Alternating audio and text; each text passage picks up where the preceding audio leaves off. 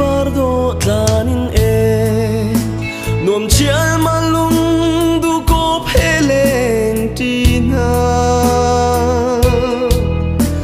ka chel rim lo kanun hiro zona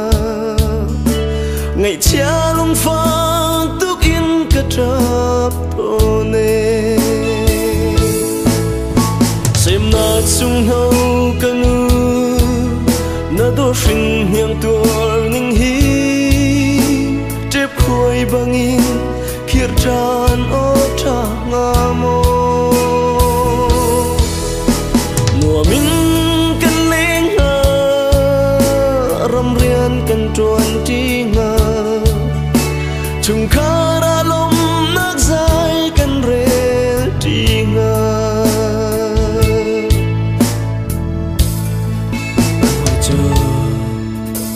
volei pardo tlanin mui do sam thlai rem kong bia zai rel in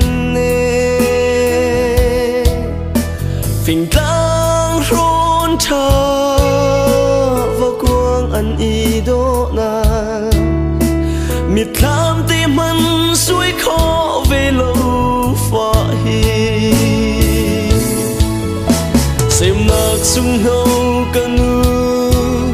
na do shin hiang tuar ning hi trep khoi bangin khir than o tha mo nua min kan leng ha ram rian kan tuan ti nga chung khara lom nak zai kan re ti nga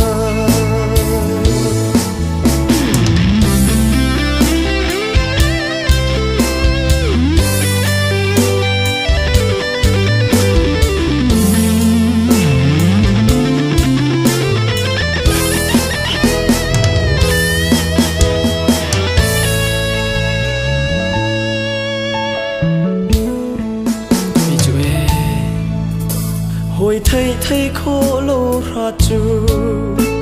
biển hoam sa in lung du lên liêu chan kin